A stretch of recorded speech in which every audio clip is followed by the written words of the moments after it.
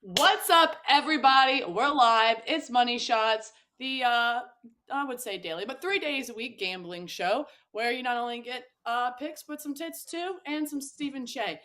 We got Kelly in. We got, as I said, Cheah. We're talking the NFL weekend. We're giving out some props. We're gonna get you guys some money. Let's welcome in the show, Kelly in Vegas. How we feeling, Kel? Hey, Megan, feeling really good. Just got done with a Money Shots meeting. Whatever you guys want to see, drop us some comments. Let us know what you love, what you hate. We really want to make this a top tier show for gambling over at Barstool. Megan told me the number one problem was I didn't show enough cleavage. So starting Monday, that's all you guys are getting from now on. Like I got to get a whole new setup. I'm just gonna tilt my camera down, sit up straight, like that whole jazz. Just anything to boost the numbers. Gotta get the free numbies. Those things will get them. Che, how we feeling? Eyes Yep. less pink. Eye is less pink. We got some antibiotics. I've been officially cleared by the doctor to attend the stream on Sunday. She said I'd be good to go back to work 24 hours after I started, so that would be this afternoon. But yeah, because in Vegas today. So yeah, I feel good. Last night was a bit of a letdown. V- Uh, I'm very bitter about how the way the game ended, and then also Me we too. had a we had a boosted parlay that was looking very good throughout the whole game, and it fell apart in the last couple minutes. And Mincy texted me right after we were texting the whole game about it, and he texted me like, "Hey, can you please retweet this?" And it was just a screenshot of his blog where he predicted accurately the final score. And I was like, "Dude, we just lost the bet." And he's just like, "No tact." No tact on that guy. No, that's mincy for you in a nutshell. I can back you up on that one 100%. But enough about last night's game. I don't want to talk about it. I don't want to think about it. That just makes me really angry and sad. So let's move on to the NFL for the weekend. First up, we have Dolphins at the Ravens. Ravens are dealing with some huge injury issues defensively. So I'm pretty sure that Waddle and who else am I thinking of? Um, Tyreek Hill, of course, will be able to have their way.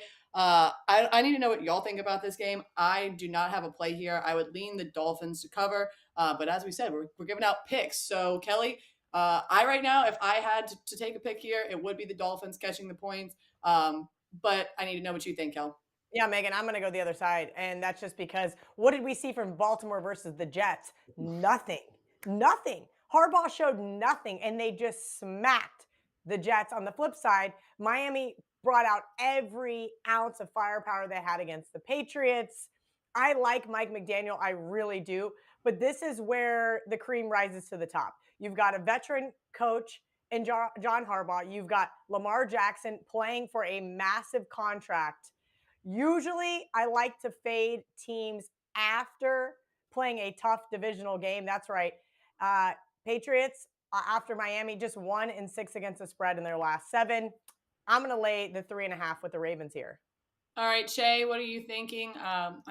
Kelly likes the Ravens, but I'm thinking if they can keep Lamar, keep him in a box, Tua could maybe have his way. I'm not sure, but what do you think, Shay? Yeah, this is an interesting one because they've played Lamar Jackson's played the Dolphins twice, both times in Miami. So this will be the first time he's playing them in Baltimore. He grew up in the Miami area. Um, he's had wild success against them and wild failures. His first game in 2019 was his MVP season. He throws 24 yards, 5 touchdowns. But then last year was interesting because when they play the Dolphins just brought everyone up to the line of scrimmage and basically just dared Lamar to throw, and they couldn't get it done. So he had 1 touchdown, 1 pick, threw for like a little over 200 yards. But in a loss, they lost 22-10. Is that gonna repeat a little bit? There are so many variables in this game from the prop market. J.K. Dobbins, who missed, it came out this week that he not only had a torn ACL but like LCL and PCL, so a much more serious injury than we thought. He is expected to suit up and play this week. How many carries and stuff do he get? So I'm a little bit more skittish on this game prop wise. My initial lean was Lamar over 1.5 passing touchdowns, but I'm staying away from that a little bit just because of the varied success. And then we also don't know what's going to be available in the run game. Other props aren't available yet. It's just the quarterback ones as of taping right now. But yeah, this game is a little up in the air for me. I'm personally staying away from this game.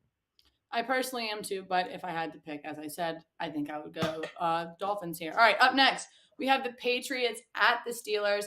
And I really don't understand this line. So, Kelly, maybe you can help me out. I took the Steelers plus the two. I just think that they're the better team. The Patriots literally, as you said, showed no signs of life last week. They went into halftime 17-0. Meanwhile, the Steelers, I know Najee Harris is banged up, and TJ Watt obviously is gone for the year, but I still think that this is a solid Steelers squad, and I'm feeling like it's kind of a weird line that they're catching two at home after beating the Bengals last week. What do you make of the line, Kel? Megan, I'm absolutely with you. Mike Tomlin does less with more, but now he's missing his best running back and his best defensive player. And what did we see from Pittsburgh last week? If you watch that game, they got so lucky to win it.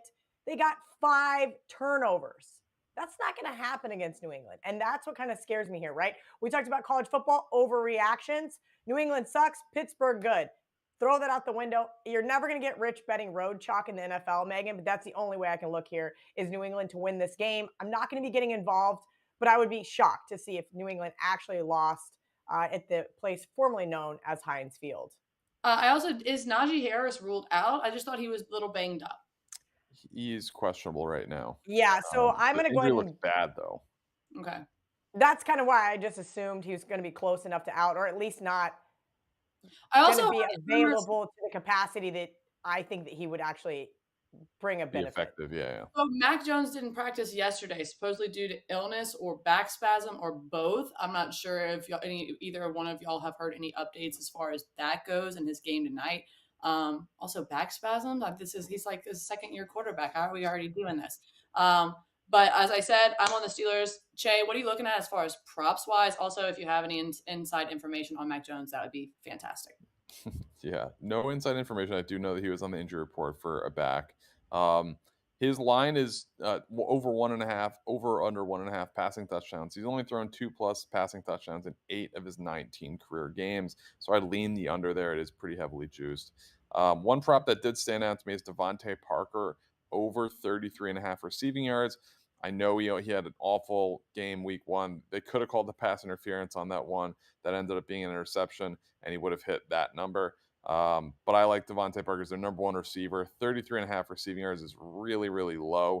Or if you want it to be a little bit safer, over 2.5 catches, that's -150. So you're paying a lot of juice there. But yeah, I think Mac Jones under for passing touchdowns is a decent play based on just his historical numbers and then also the Pittsburgh defense. Like Minka Fitzpatrick is making a very strong play for Defensive Player of the Year back there, and I don't think he's going to let 2 touchdowns go by in his watch. So if you had to pick a side for this game, where would you lean? It's really dependent on Najee Harris's health because outside of him, there's not like a proven option in the backfield. I would lean Steelers, but it's basically a pickup for me. All right, good to know. Good to know. On to a game that probably suits Cheah and I and Kelly too. Well, I know she loves Mr. Winston a little bit better. That's the Bucks at the Saints. And I, talk about last week whenever the Saints played the Falcons, how that game is always a thorn in my side in a bad way. This is usually a thorn in my side in a good way. Somehow the Saints pull it out over the Bucks, often. Last week they barely pulled it out over the Falcons. That one was absolutely disgusting. I do know, and maybe you can speak what's more true to this. You have Julio Jones, Godwin, and Fournette all questionable. Yep. That's real, right? Okay. And Mike Evans, yeah. Yeah, so that's where. Who are we throwing to, Jay? What's happening down in Tampa Bay? I sent him a tweet. I was like, "Hey, I'm one call away. Give me a buzz. I'm in." Um, Yeah, so it'll be. I think most of the guys are going to play. It's a lot of like kind of nagging stuff. The calf with Mike Evans was interesting. Fournette I expect to play. He got pulled up lame with a little bit of a hamstring. He's also just like a New Orleans guy. I would be shocked if he didn't suit up. But this game has a couple interesting lines. So the narrative certainly is Tom Brady stinks against the Saints. That's half true. He stinks against the Saints in Tampa. In New Orleans, he's thrown 10 touchdowns in 3 games. Or sorry, 8 touchdowns in 3 games, 2+ in each of them. So he is a guy over 1.5 passing touchdowns that I like. Um, Homer. that is what I'd monitor. Also, to Kelly's favorite thing, His circadian rhythm is going to be perfect. It is a 1 o'clock Eastern, 12 o'clock Central game. He had a He's great going game to in be prime prime time. time. He had a He great did game. not. He did not. Everybody stop. Stop with this Tom Brady nonsense. He did not have a great game. The Dallas Cowboys literally just said, here you go. And they still were offensively inept. That's why the game went under. Both teams, terrible offense. Megan, the Saints is my best bet this weekend. I'm going to tell you exactly Ooh, why. I Because teased they him. own Tom Brady. Not only do they own Tom Brady, they also own the Bucks before Tom Brady. They've covered 7 of their last 8. That's the last 4 seasons, and they are 6-0 against Tom himself. This defense is going to be better than it was last year. I'm sorry, 45-year-old Tom Brady about to go through a divorce. You're going to get absolutely annihilated by the Saints this weekend. When I give out a best bet, Megan, I know a lot of times I pussyfoot around. I say I lean this, I say I lean this, but my NFL best bets are my best bets for a reason.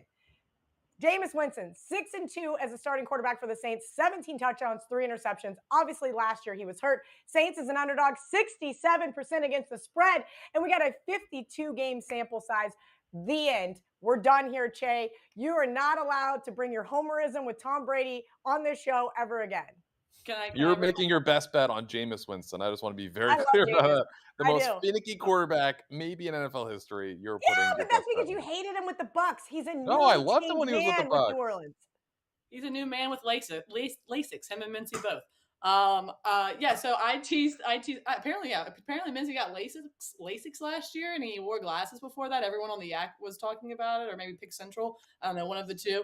But I would have loved to see. Look, did the sun go down and wherever you're I at? swear, you guys, I have had the most technical difficulties amongst 3 different platforms the last week. Mercury is in retrograde. There's a cloud that comes over. My camera readjusts the light. I don't know. My mic's not working. She's betting on Jameis Winston as her best bet. So I love Jameis. I do too. As I said, I teased the Saints. They're in my teaser. So I just need them to keep it within the number. Hopefully Jameis can do it. If Matt Stafford can't do it, I know Jameis can, right? Let's do it. On to the next game. Packers, Bears. This seems like an ideal bounce back spot for the Packers, although I will not be playing this game personally. Let's look at the bigger picture here. Aaron Rodgers has owned the Bears 22-5 and their last however many meetings that is, 28. Is that what that is? Also, I think the Bears winning last week wasn't really. I don't want to put that on the Bears. I just want to say that everything that was working against the 49ers was working for the Bears. Like the weather, the run game for the 49ers was just absolutely atrocious. I just feel like there's a ton of shit happening that the Bears almost like thrive in chaos. I mean, it's just like that's what they've lived in for the last couple of years. And it's like, hey man, maybe we can win a game if it's just absolutely pouring down and like people are like falling out of the stands. Like it just felt like a clusterfuck. Again, I'm not laying the points with Rodgers, although I do think this would be an appropriate spot to do so. It's the only way I can look at this game. Kelly, what do you think here? Because I know you also don't really love Aaron Rodgers. So No, I absolutely love Aaron Rodgers. That's where people don't get me wrong. Now, this is what I don't get. Megan and I were just in a 45-minute long meeting where she says Kelly doesn't give out enough picks, and she's passed on every single game. Megan, we're laying it with the Packers here. The Bears did not deserve to win that game. The 49ers gifted it to them in a goddamn monsoon. Justin Fields is not any good. And you know who owns the Bears, like you just said? 6-0. He's covered 6 straight against the Bears. Aaron Rodgers, what happened last year? Gave out the Saints as my best bet week 1. They lost. Last week, I bet against Aaron Rodgers week 1 because he is terrible right out of the gate. Don't know why. Aaron Rodgers, week 1, not great against the spread. Aaron Rodgers, week 2, guess what he does? He wins the game. He just completely obliterates his opponent. The Packers better win this game by 3 scores because I can't believe I have to lay 9.5 points, but I'm going to do it just for you guys. All right, well, I'll do it too then, Kelly. I'll be on board with you. I'll go ahead. I'll throw my nuts on the table, proverbially. I'm That stumped. would actually get us a lot more views. I think if you just busted out your nuts Those right are now. nuts. Yeah, busting nuts on money shots. Speaking of, that's enough. All right, Jay. Let's see your nuts. What do you have for us? Yeah, so the big stat here, Aaron Rodgers has thrown 14 passing touchdowns in his last 4 games against the Bears. 3 of those had 4 passing touchdowns. His touchdown line is 1.5. So I'm all over that. I said I'm going to give out my go for two parlay every week here exclusively on Money Shots First. So it's quarterbacks with mainly over 1.5 passing touchdowns. This week, I like Aaron Rodgers in that. I like Russell Wilson, Matthew Stafford. I'm going to include Justin Fields in that because his line is over half a passing touchdown. But the three veteran guys that I mentioned, all guys that week one had one passing touchdown or less and are very, very good quarterbacks. What they all have in common, in addition to being very good quarterbacks, they're all playing at home this week. Stafford against the Falcons, Russell Wilson against the Texans, and then Aaron Rodgers against the Bears, who Kelly mentioned he owns. So I like those. Roll those four up. In addition to Justin Fields, who threw two passing touchdowns last week. I'll always take him if his line is half passing touchdown.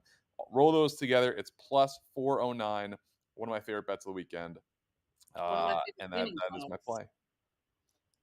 Okay, no one got my joke because no one uses 409. Okay, no one else cleans their fucking house, I guess. All right.